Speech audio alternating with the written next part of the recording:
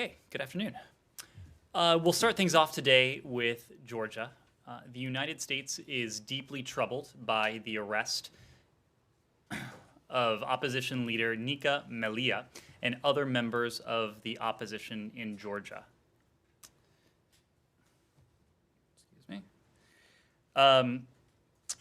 In other news today, the Secretary announced the inaugural International Anti-Corruption Champions Award, recognizing 12 honorees ranging from a government auditor from Micronesia to a journalist from the Kyrgyz Republic to a civic leader from Guinea.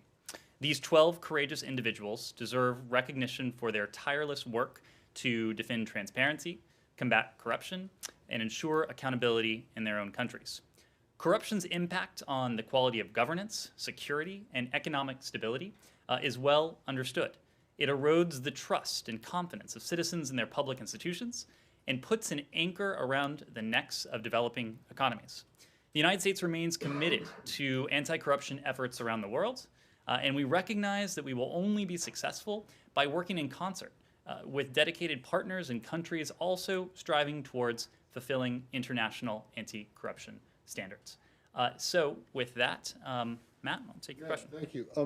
Just on the Georgia thing before I get to my main question. Is there more to that comment that you're only that you're deeply troubled? Is there any? Well, we covered this a little bit last week, so let me recap essentially what we said then.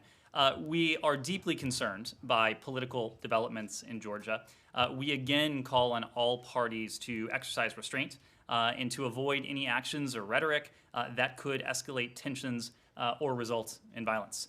We urge the Georgian government to act in line with its Euro-Atlantic aspirations and to reinforce its commitment to the principles of democracy, individual liberty, and the rule of law by ensuring that its judicial and prosecutorial systems are free of political bias. The United States supports a democratic, secure, and prosperous Georgia. We will continue to work with Georgia to promote the rule of law and accountable institutions. Okay, onto my what I wanted to start with Egypt, and I know that you guys put a readout of the secretary. You put out a readout of the secretary's call with the foreign minister, but in that readout, it talks about how the secretary told the foreign minister that human rights would be central to the relationship, the U.S.-Egypt relationship, and I'm just wondering if you can expand on that. What does that actually? What does that mean? How does it manifest itself? Because as you know, there was a bit of criticism just a week ago when you guys went ahead and approved this almost $200 million sale of missiles to Egypt in the midst of a crackdown on dissidents.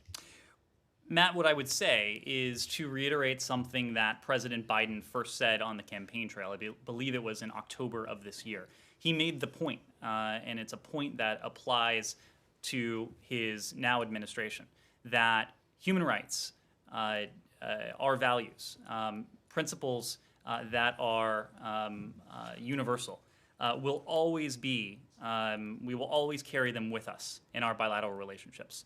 That includes, importantly, when it comes to our closest security partners. We have, of course, discussed some of them in this briefing room. The idea that relationships can be multifaceted.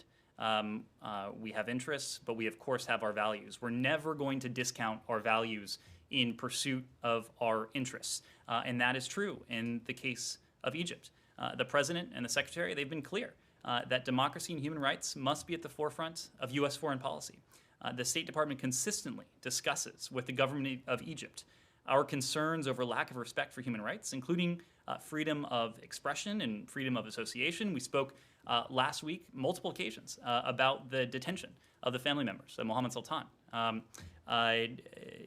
So clearly, these issues will always be in our bilateral relationship. You saw that reflected in the readout today. But I guess my question is, does that manifest itself in anything in the short term, that in terms of an actual policy decision, or is it just telling the Egyptians that you're not happy about how they're handling it? Matt, I mean, what is the tangible result of human rights being central to the relationship? Well, the tangible result is taking place every day here at Maine State, and also in our embassy in Cairo, but also in embassies around the world. Our State Department officials are raising these issues. They are supporting human rights defenders. We talked about 12 of them in the context of the Anti-Corruption Awards awardees that we announced today. And we can talk about it in the context of Egypt. The fact that it was raised in this, the Secretary's first call with his Egyptian counterpart, I think speaks to the priority we attach to this issue.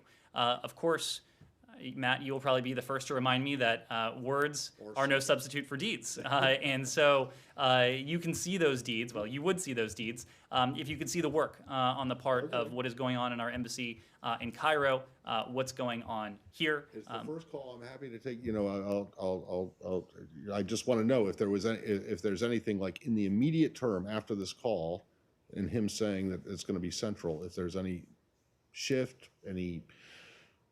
anything substantive that we can actually see other than just the readout of him saying certainly this. I hope what we see is what happens on the part of the Egyptian government. That's where we want to see improvement. That is where we are making this point to them. Thanks. Great. Yes, please. Iran, sure. I was wondering what you guys have to say about the report of the IAEA saying that they're deeply concerned about the possible presence of nuclear material at an undeclared site in Iran, and also, of course, on the decision today to go forward with restricting the access for the inspectors, despite everything that happened last week. And well, you guys said. We talked about this a little bit yesterday, but we have in fact seen the IAEA's latest quarterly report on Iran. It remains restricted until the board decides it can be released publicly. We fully support, as I said yesterday, the Director General's efforts to ensure full implementation of IAEA verification in Iran, and we have full faith and confidence in the Director General and the IAEA more broadly. We wouldn't comment on the details of this report until it's released publicly. But what we can say is that, and it's certainly no secret, is that Iran continues to take steps in excess of its JCPOA limits. Iran has also recently taken steps to reduce cooperation with the IAEA, including the additional protocol. You heard the Director General speak to this over the weekend. You heard me speak to this yesterday as well. We have underscored our concern that Iran is moving in the wrong direction. It is moving further away from its nuclear constraints. Our objective in all of this remains to seek an outcome in which Iran and the United States resume compliance with their commitments under the JCPOA. These steps by Iran, the steps that we have spoken to, that the Iranians have spoken to publicly, are clearly moving in the wrong direction. We also know that the IAEA continues to investigate a number of serious outstanding issues related to potential undeclared nuclear material in Iran, to your question. We insist that Iran cooperate with the IAEA to resolve these issues without further delay. We'll be in close consultation with the IAEA Board of Governors to discuss appropriate action in support of the agency's efforts. And all the while, we have made clear that the best, the most sustainable, the most effective way to place limits, verifiable and permanent limits on Iran's nuclear program is through a negotiated solution to this. The proposition that the president has put on the table has been known for quite some time now, even before he was president of the United States, the shorthand being compliance for compliance. If Iran resumes its full compliance with the nuclear deal, the United States will be prepared to do the same. That is a necessary but not sufficient step. It's not sufficient because we, from there, would like to lengthen and strengthen the deal. We would like to negotiate follow-on agreements to address other areas of Iran's malign influence, including its ballistic missile program. The first step in all of this, a natural outgrowth from what we have been saying for some time, is to meet with the Iranians under the auspices of the P5+1. Don't have an update for you there. Obviously, we made our offer known last week. We did that in tandem with our European partners. I've made this point before, but there has been a lot of ink spilled and attention paid to the offer that we put forward, I think in many ways what was more noteworthy was the joint statement that emanated from the E3 and the Secretary of State, Secretary Blinken. It was a clear signal that after weeks of consultations, weeks of coordination with our European allies, our closest allies, we are now on the same page. We are walking in lockstep with them down this path of diplomacy. We are no longer working at cross purposes. We are working hand in glove with our European allies, and we believe that gives us a position of strength when it comes to these negotiations, and we believe it provides the best path forward. Yes. Thank you. I want to change topics if it's okay with my colleagues. Anything else on Iran quickly? Sure. We'll take Rosalind and then we'll. Thanks, Ned. Congressional Republicans had criticized the JCPOA, one, because it should have been a treaty in their view, and now they're trying to put pressure on the administration to not give in to Iran's repeated demands to lift the sanctions that were imposed by the previous administration, saying the U.S. should not be in the business of rewarding bad behavior. In the past couple of hours, Connecticut Senator Chris Murphy, when asked, said that he doesn't think it would be necessarily a bad idea to remove those sanctions in order to get the U.S. and Iran talking again. Is this a topic of discussion between the administration and members of Congress to perhaps get some political cover to consider at least lifting some of the sanctions to get this process moving? Is this simply a red line, and I use that term as a term of art, that the administration isn't going to do, that Iran has to come back into compliance, no ifs, ands, or buts? Well, Rosalind, I would start by making the point that Iran started to move away from its constraints under the JCPOA after the May 2018 decision to leave the JCPOA. When the agreement was adhered to by all sides, it was working. It was working according to the IAEA. It was working according to this building. It was working according to the intelligence community, as well as according to our international partners. That is why we continue to believe that the JCPOA forms an appropriate basis to start to hold those discussions, to lengthen and strengthen the deal that, of course, was concluded in 2015, and to build on it. Now, when it comes to the consultations you referenced, what we have said really since January 20th is that the first step in this process is to undertake consultations with our allies, and I've spoken to the E3 in this context, with our partners, and of course there are other members of the P5+1, of course, who are not treaty allies. There are other interested parties around the world, including our partners in the region, and with members of Congress. And those consultations with members of Congress have been ongoing.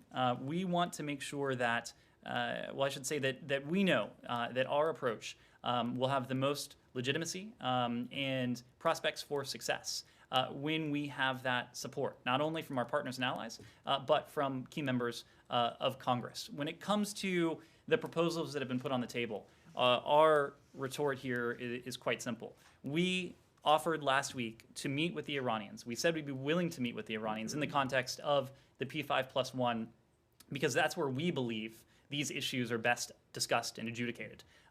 There's been posturing in Tehran. There has been posturing elsewhere. We think that discussions, negotiations, engaging in that clear-eyed, principled diplomacy together with our closest partners, the E3 in this case, along with the other P5+1 members, that's the place where we want to have those discussions. Well? One more on Iran. Yep. The South Korean Foreign Ministry said today that it has reached an agreement in principle with the Iranians to unfreeze some of the oil money that has been frozen by U.S. sanctions, but that it's pending U.S. approval.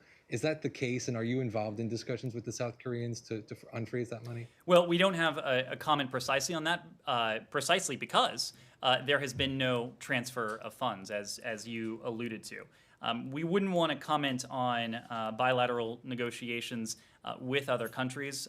You've heard me speak to our close consultations with allies and partners. And of course, the South Koreans, the Republic of Korea, a key ally, a key treaty ally, and very much a partner when it comes to sanctions enforcement across the board. So it wouldn't be a surprise, it wouldn't come as a shock, I'm sure, to hear you say that we do discuss these issues broadly with the South Koreans, but I wouldn't want to characterize it beyond that. Anything else on Iran? Are we ready to move on? Iran. One more? Yeah. Sort of Iran. Former Secretary of State. Well, it's a Mike Pompeo Iran question. Former Secretary of State Pompeo was on Fox News today and said that current Biden administration officials during the Trump years had sought to undermine Trump's Iran policy and called it un-American, including communications that Fox News said that they had with Foreign Minister Zarif. And I wondered if you wanted to respond to former Secretary Pompeo. That Fox News said they had with, that reported, sorry, I didn't understand that part. Fox News had reported on, some of these I think were previously known, interactions with Foreign Minister Zarif that occurred during the Trump administration. Former Secretary Pompeo was asked about them today on Fox, said that those people had been trying to undermine Trump policy and called it un-American, and I wondered if you wanted to respond to that. I don't want to respond to that directly. What I would say is that everyone in this administration shares the view of the President of the United States that Iran cannot be allowed to acquire a nuclear weapon. I wouldn't want to speak for the previous administration, but I would hazard a guess that they believed the same, I should say, that Iran should never be allowed to acquire a nuclear weapon. It is also no secret that this president and this administration have and key principals had profound disagreements with the way in which the previous administration sought to bring that about. Even in this briefing, you have heard me say that while the JCPOA was in effect, it's still in effect, of course, but while all sides were in full compliance, Iran was living up to its commitments. And that is not my opinion. That was the assessment of this building, of our intelligence community, of international weapons inspectors on the part of the IAEA. And when we say that Iran was living up to its commitment, the commitment that Iran had when it was in full compliance, in full performance of its JCPOA requirements, was strict limitations on its nuclear activities, a strict verification and monitoring regime, in fact, the strictest ever negotiated, and a prohibition, indefinite, permanent prohibition on Iran's acquisition of a nuclear weapon. That is why this administration continues to believe that the JCPOA forms an appropriate basis to begin broader discussions, for lengthening and strengthening the deal, and then, of course, as I said before, negotiating follow-on agreements. This has been a contentious issue, but I think every good faith actor can come to this issue in this country believing that American interests should always be put first, that Iran should never be allowed to acquire a nuclear weapon, and we believe the best way to do that is through principled, clear-eyed diplomacy. Now, the previous administration's position was that even if Iran was complying, in full compliance, the agreement, the deal, was so flawed that it would still give them a pathway to develop a bomb because of the sunset clauses, because of the end of certain sanctions that some of which began in September, which you guys have withdrawn the snapback. So, I mean, can you at least acknowledge there's a fundamental difference in how this administration views it and how the previous administration viewed it? I mean, they thought the previous administration's argument was that even if Iran completely complies, it's still a bad deal because they can still enrich the limits on enrichment, the limits on centrifuges and everything get lifted over a period of time. So. Matt, a couple things were undeniably true, and I say that with the caveat that it's of course no secret that the previous administration appeared to have a very different view of the utility, the general utility of the JCPOA. But a couple things were true. Before the JCPOA went into effect, Iran's breakout time, the time it would need to develop enough fissile material for a nuclear weapon, was estimated in a handful of months. When Iran was in full compliance and full performance of its JCPOA commitments, that time went up to a full year. Also, Iran is permanently barred from obtaining a nuclear weapon. Well, but hold on, but that permanent bar, okay, that you're talking about the fatwa from? No, I'm not talking about the fatwa. I'm talking about the Non-Proliferation Treaty. Well, So there is a look, permanent they just suspended their cooperation with the additional protocol is separate from the NPT, but All right. Okay. So sounds like I've answered the question. Yes. Yeah. Okay. Okay, thank you. All right. I have a couple of questions, if you would indulge me on the Palestinian issue. First, on Secretary Blinken's conversation yesterday, phone call with his counterpart, the Israeli Ashkenazi, and he emphasized that the Biden administration adheres to the two-state solution. Could you tell us, where does this administration envision this two-state solution to be, and is East Jerusalem part of it? Well, I would say that the secretary was pleased to speak with his Israeli counterpart. They've had multiple conversations at this point. We've said before, the United States remains unwavering in our commitment to Israel's security, and will work to strengthen all aspects of the Israeli bilateral relationship. When it comes to the two-state solution, the Biden administration believes that the two-state solution is the best way to ensure Israel's identity as a Jewish and democratic state while living in peace alongside a viable and democratic Palestinian state. That is precisely why the two-state solution continues to be the crux of how we view the conflict and where we believe and how we believe the conflict should be resolved. Now, of course, I don't think anyone is saying that a negotiated two-state solution is in the offing in the coming hours or days.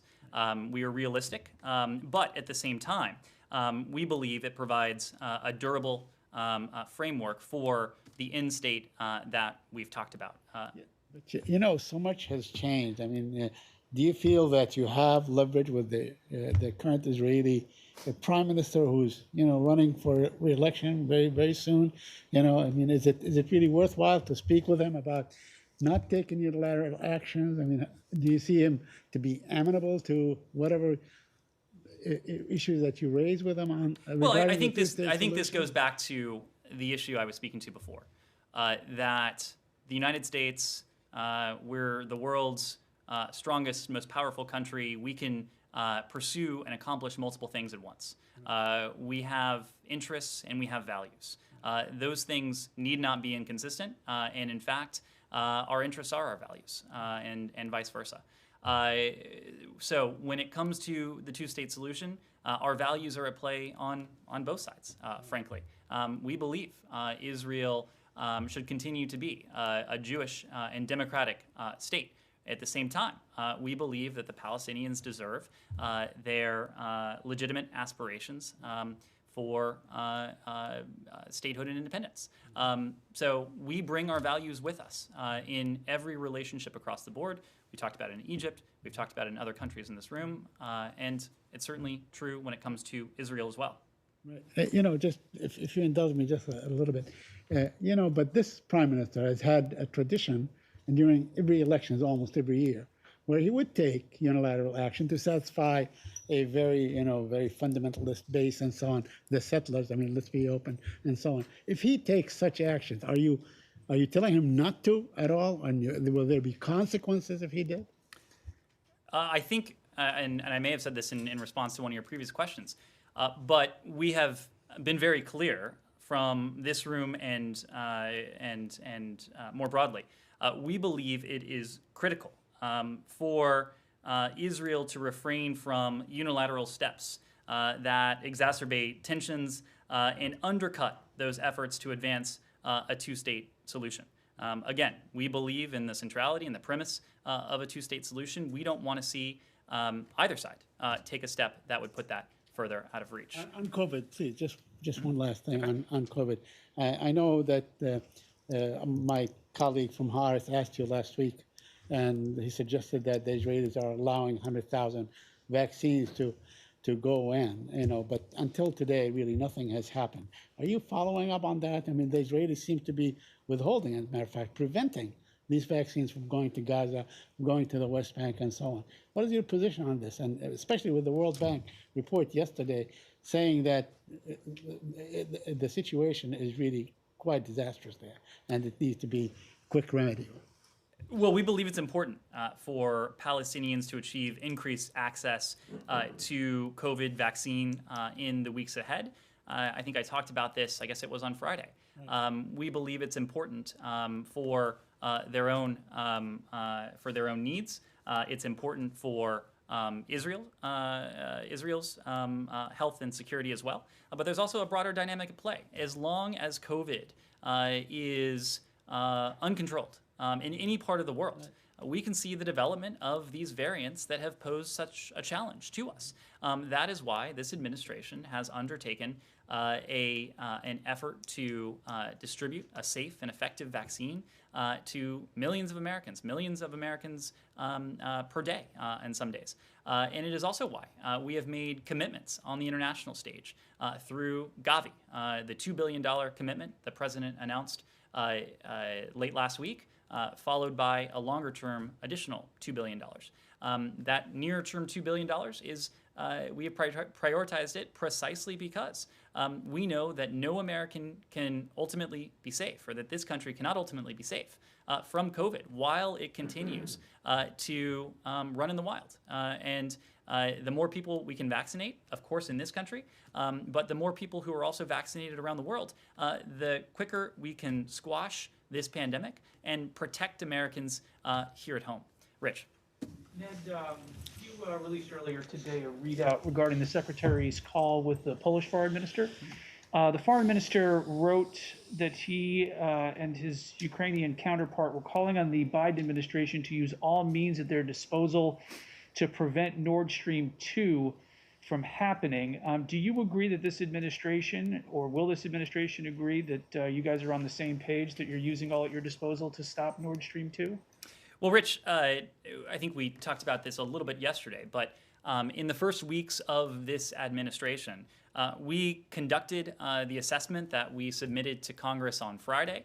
And importantly to your question, we consulted closely with our European partners and our European allies. I think it is fair to say that none of our partners or allies would have been taken by surprise by what ultimately was in that assessment. When it comes to the Poles, we certainly share their concerns with Nord Stream 2 more broadly. That is why we have been unequivocal in saying that Nord Stream 2 is a bad deal. It is a bad deal for Europe. It is a bad deal for Europe's, in the context of Europe's own stated energy goals.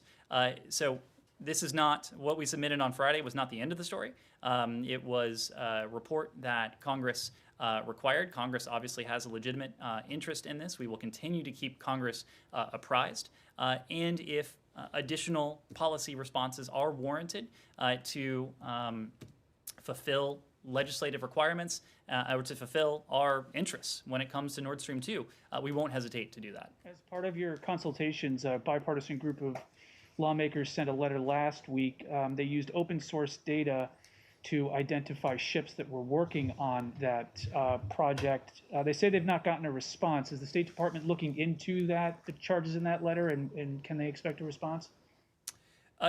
So I'm not familiar with the letter. I'll let you know if we have anything specific to say on that. But of course, in the report that we submitted to Congress last Friday and that we spoke to yesterday, we did identify the Russia-based KVT Rus as an entity knowingly selling, leasing, or providing the vessel Fortuna in the construction of the pipeline. We determined that KVT Rus was partaking in sanctionable activity precisely because it was engaged in pipelaying or pipelaying activities at depths of 100 feet or more, which I understand to be the key criterion when it comes to PISA, the legislation at play here. So, as I said before, the report on Friday was not the end of the story. It was just the latest chapter. We will continue to monitor, to evaluate, and if additional policy responses are warranted, we won't hesitate to take them. So. Myanmar, you've talked a lot about trying to get allies, and especially allies in the region, to pressure the Burmese military to change course. There's an initiative by Indonesia and an ASEAN initiative led by Indonesia, which is trying to push the Burmese military to stick by their promise of holding elections in a year. And apparently a trip planned by the Indonesian foreign minister, which would be the first sort of engagement with the new military junta. Does the US sort of have a position on this? Because it seems contradictory of your position, which has been to try and get the junta to turn, the generals to kind of change course, rather than saying, yes, you can take power for a year as long as you hold elections after a year. So that, it seems to be out of whack there. Well, I understand that proposal remains hypothetical, and so we wouldn't want to weigh in on this at this stage. What I would say, and I would reiterate something we have said ever since the coup on February 1st, something we determined to be a coup the very next day, and that we've been unambiguous about ever since. Burma's military leaders must see that their attempts to replace Burma's democratically elected government and its violent actions will have consequences. Of course, last night we announced an additional set of sanctions. There was a G7 statement that I'm sure you saw this morning. Again, the United States and some of our closest partners and allies speaking with one voice, condemning what's going on. And of course, we're not the only country taking action to promote accountability for the military leaders behind this coup. In fact, we applauded the recent sanctions, the sanctions announcements that were made by UK and Canada, as well as the announcement that the EU will look into its own measures. So our message to the junta has not changed. They must relinquish power. They must restore the democratically elected government. And our message to the people of Burma has not changed. We stand with the people of Burma. We will continue, again, in concert with our like-minded allies and partners around the world to support their aspirations for the restoration of a civilian-led government in Burma. In Burma. Sure. Yes, thank you, Ned. Have the United States received formal requests from the Burmese diplomats in the United States who are asking for asylum because they do not want to side with the military leaders? They don't want to go back home they want to be on the same side with the Burmese people. And separately, how would you characterize the Quad, other members in the Quad's position regarding the sanctions? I was reading the statement after the Quad meeting. They call for a return for democracy, but there's no mention on the sanctions. Are they on the same page with the U.S. in regards to sanctions against the military leaders? Thank you. Well, you saw from the readout that was issued after that meeting late last week, I suppose it was, that there is unanimity in the position that democracy, that civilian leadership must be restored to the people of Burma. We've heard that from the Quad. We've heard that from the G7. We've heard it from other countries individually, other constellations of countries together. We've heard it from the UN Security Council. So the world is speaking with just about one voice when it comes to opposing the military coup in Burma and supporting the aspirations of the people of Burma to restore their civilian, democratically elected government. the United States will continue to offer that rhetorical support, but also to take action in furtherance of those goals. As I mentioned before, we announced 2 additional sanctions against 2 additional members of the military. Some of our close allies and partners have announced their own sanctions or their intent to sanction. As I said in a very different context, when it comes to the United States, it's certainly not the end of the story, and we will continue to pursue means on a policy basis to fulfill our goal to support the Burmese people and to restore democratic and civilian rule in Burma. When it comes to Burmese diplomats in the United States, we'll see if we can get you anything on that front. Can I please ask about Georgia's political crisis? Thank you for the readout on the top of the briefing. Have the United States or the embassy or State Department have any communication with the current Prime Minister over the detention of the opposition leader? And in your assessment, what would happen next? Are sanctions in the U.S. toolbox? Thank you.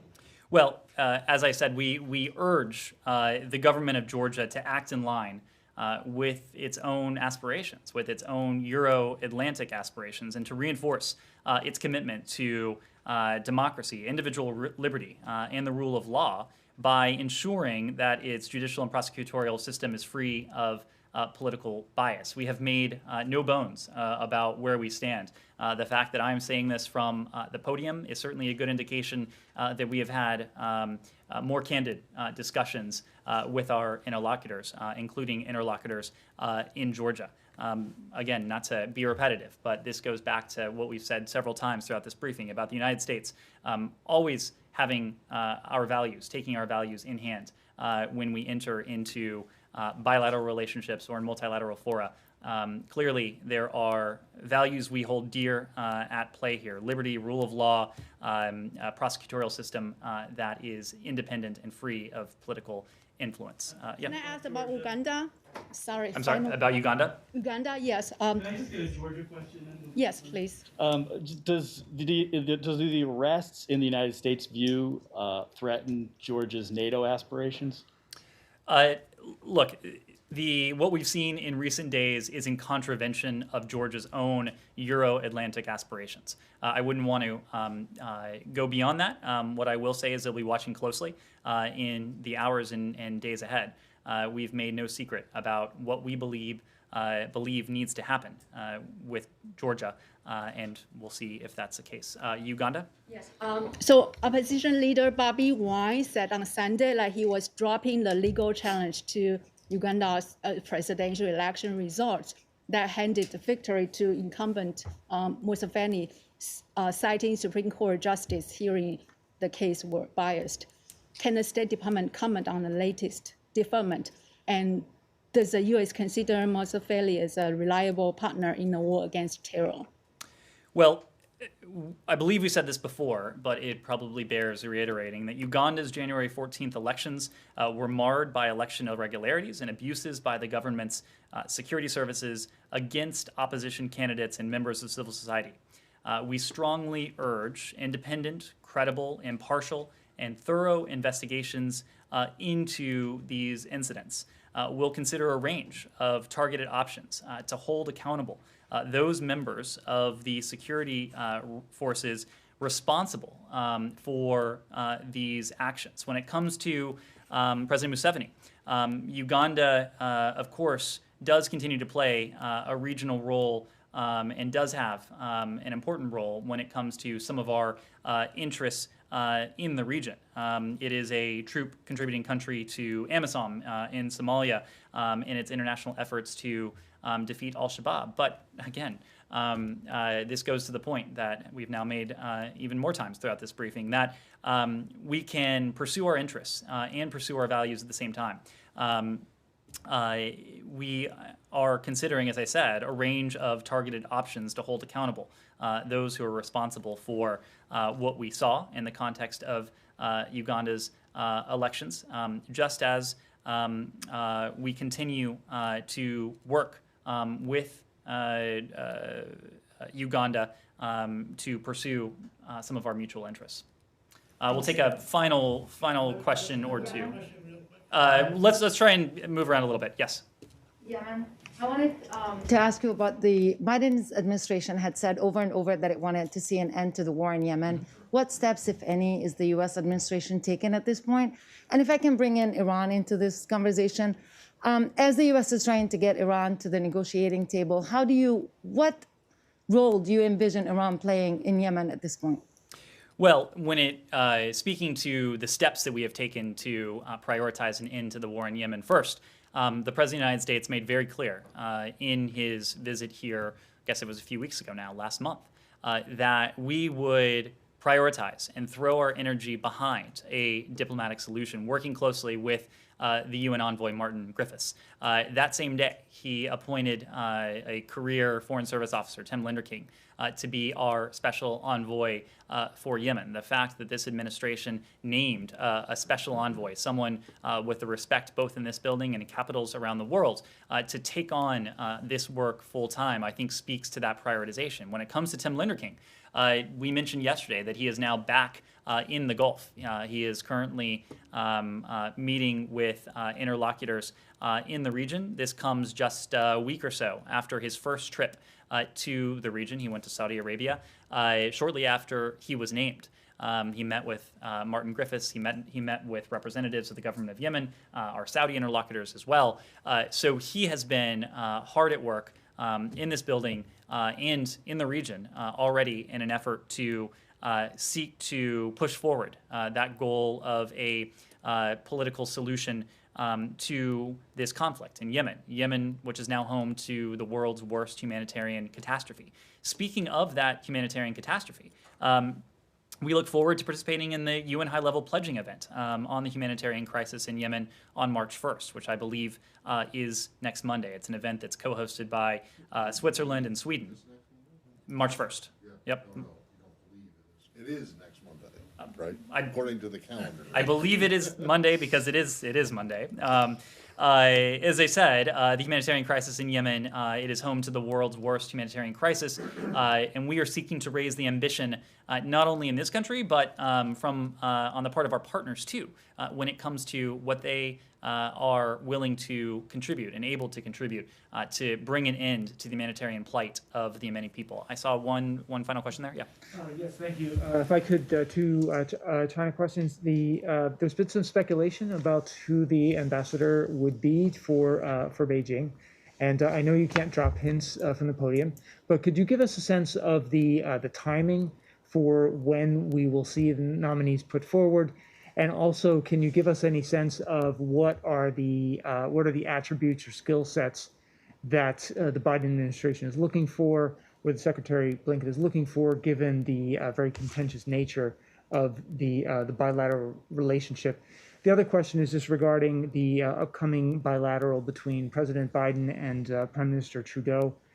The Canadian House of Commons voted to declare that China is committing genocide against the Uyghurs, but the Prime Minister Trudeau and his cabinet abstained from that.